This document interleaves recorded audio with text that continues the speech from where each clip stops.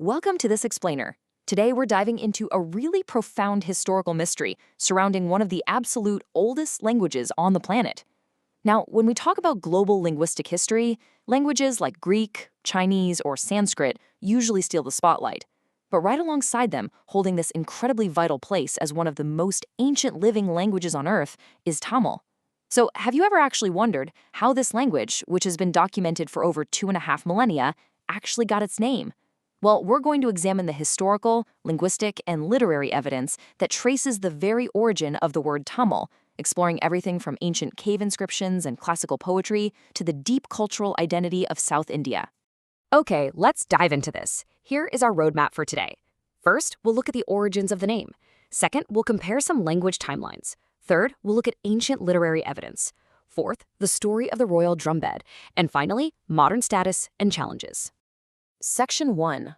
Origins of the name, tracing the etymological roots of Tamil. So we really have to start with the most fundamental question here. How was the literal word Tamil coined in the first place?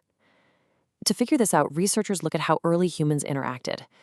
And one prominent theory from our source material suggests a really organic evolution. There's a phrase, Tam Moji, which literally translates to our language.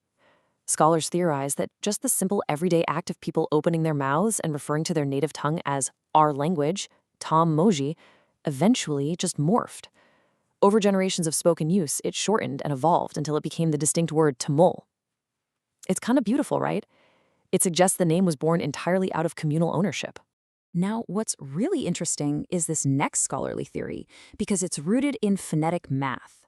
The Tamil language contains exactly 18 consonants, and based on how much breath or vocal effort you use, these are strictly divided into 3 distinct sound classes. You have Valinam for the hard sounds, Melinam for the soft sounds, and Idayinam for the medium sounds. The theory suggests that ancient grammarians actually took one letter from each of these 3 distinct classes to form the syllables ta, mi, and jo. If that's true, the name Tamil isn't just a random label, it's literally a structural blueprint of the language's entire phonetic system. Section 2. Comparing language timelines. Placing Tamil in historical context. To really wrap our heads around the sheer antiquity of the name Tamil, we need to compare it to the first recorded names of other major regional languages. Take Marathi, for example. The name Marathi appears in a highly revered text called the Jineshwari, written roughly 700 years ago. Going back a bit further, the Kannada language finds its name first recorded in a classical text dating back about 1100 years. Now, those are definitely impressive milestones, but when we look at Tamil, the name wasn't just spoken, it was formally documented in literary texts over 2.5 millennia ago. That gap in the timeline is just vast. And this deep antiquity even shows up in how ancient Tamils interacted with other ancient languages. Interestingly, our sources point out that ancient Tamils didn't even use the word Sanskrit to describe the language of the North. Instead, they categorized it using their own geographical and cultural identifiers, recording it in their texts as Vadamoji, meaning northern language, or sometimes as Aryam. Section 3. Ancient literary evidence.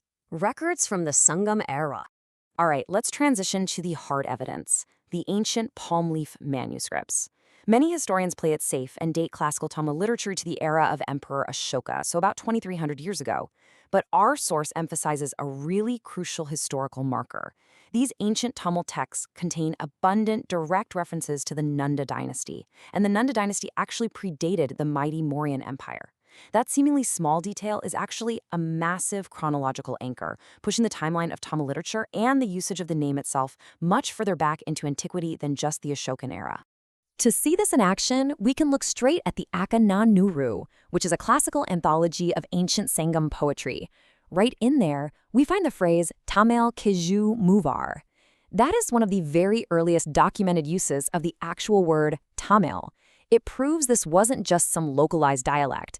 It was a recognized formal name utilized by ancient poets to define their cultural and linguistic identity. And this brilliantly illustrates that the term wasn't just a one-off thing. In another ancient text, the Pathitrupathu, we find the phrase Miga Parata Tamil. These are just random scribbled words. They are highly sophisticated poetic works.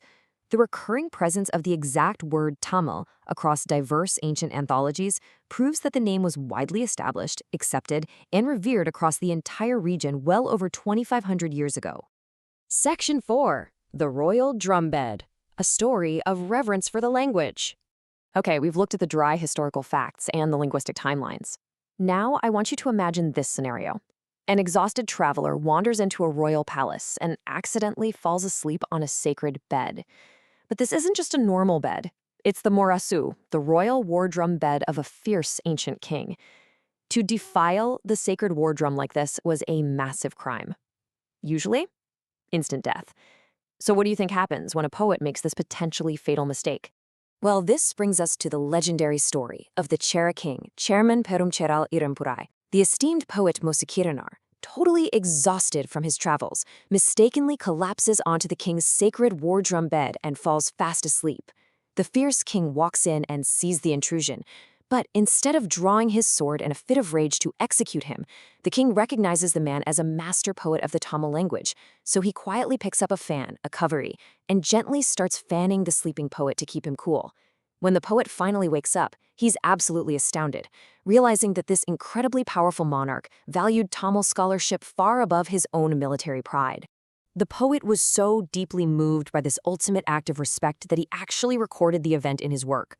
He praised the king with the phrase, Null Tamil Muludu Arithal, praising him for knowing good Tamil completely. This tells us something so vital. 2,500 years ago, the word Tamil wasn't just a medium of communication. It was completely synonymous with immense cultural prestige and an honor that could literally stay the sword of a king. Section 5. Modern Status and Challenges. The Survival of Tamil Today. So we've established the ancient glory and incredible antiquity of the language. But today, the state of the Tamil language presents a really unique juxtaposition. On one hand, it has shattered borders and is thriving globally. It actually holds the prestigious status of being an official government language across the ocean in nations like Sri Lanka and Singapore, which is super unique for an Indian language on the global stage. However, the source also points out that back in its homeland of Tamil Nadu, the language has faced severe fragmentation. Starting roughly after the 13th century, a whole succession of external influences and political shifts really began to alter and dilute the language locally. Our sources also outline a highly debated modern geopolitical challenge, specifically a contemporary perspective claiming that certain North Indian political parties are actively attempting to marginalize Tamil.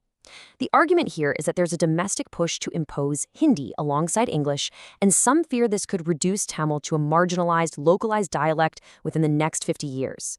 Now, as an explainer, we're just impartially reporting this perspective from our source, but it definitely represents a significant cultural anxiety about the language's future right in its own homeland. Which brings us to our final provocative thought. We've looked at the undeniable evidence of the name Tamil, from ancient phonetic blueprints to 2,500-year-old palm leaf poetry to kings who valued scholars over swords.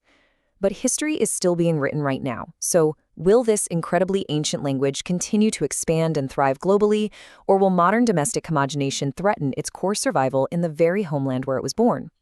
It's a pretty profound question about culture, identity, and the future of our shared human heritage. Thank you so much for joining me on this explainer. Keep questioning and keep learning.